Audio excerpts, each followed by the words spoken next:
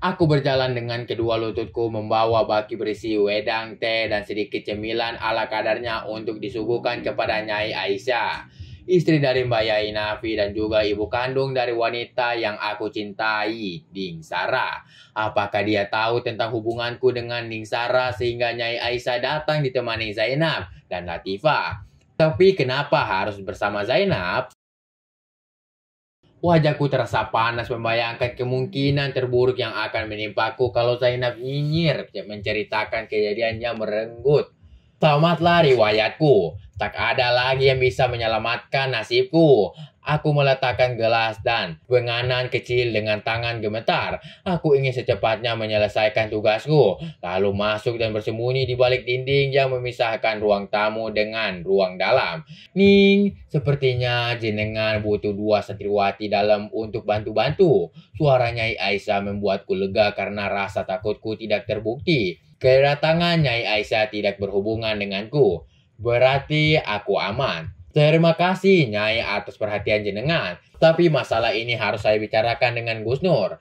Maaf, bukan saya mau menolak niat baik jenengan. Lagi pula untuk saat ini saya belum membutuhkannya. Jawab Ning Isma menolak secara halus. Semoga Ning Isma menolak saran dari Nyai Aisyah sehingga hubunganku dengannya bisa terjalin lebih lama lagi. Ini hanya sekedar saran, jenengan bisa menjadikan Zainab atau Latifah sebagai santriwati dalam.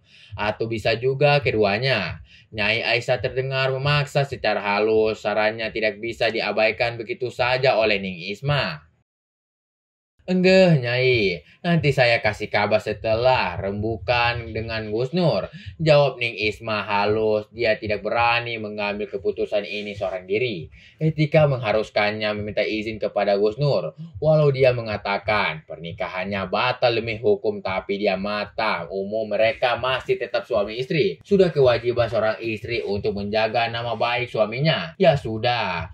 Nyai Aisyah berpamitan setelah semua sarannya didengar oleh Ning Isma, walau Ning Isma tidak menjadikan sarannya akan diterima. Terima kasih Nyai. Ning Isma mengantarkan Nyai Aisyah hingga teras rumah. Tidak baik menguping percakapan. Kamu tahu itu kan? Suara lembut Ning Isma menyadarkanku. Aku menunduk malu dan bergegas masuk ke dalam kamarku.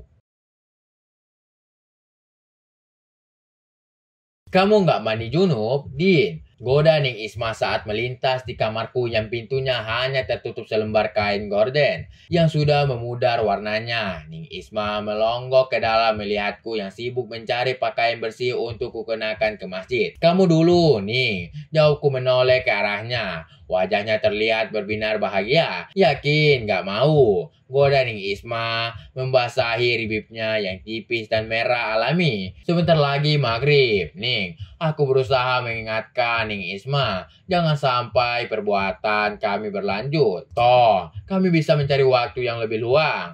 Ya sudah, padahal aku masih pengen. Ning Isma pergi meninggalkanku. Selesai Ning Isma mandi, aku segera mandi dengan cepat. Aku ingin menemui Ning Sara di bawah pohon mangga.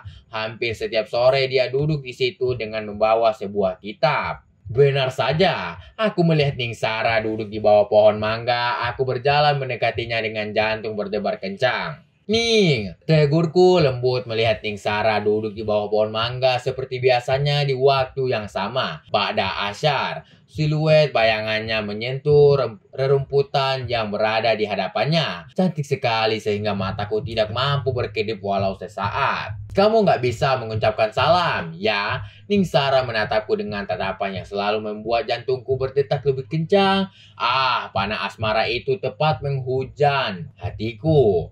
Maaf, Assalamualaikum. Aku mengucapkan salam yang terlambat aku ucapkan. Karena pesonaku membuatku lupa dengan semua adab.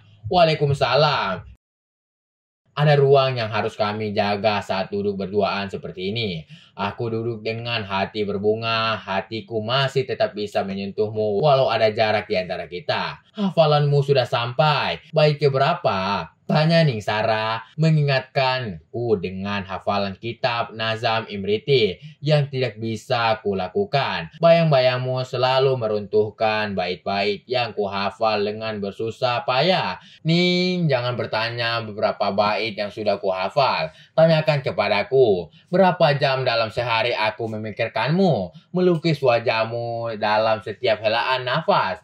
Itu lebih sulit daripada menghafal ribuan bait yang berhasil kau gugurkan seperti helaian daun kering yang luruh di atas hamparan bumi.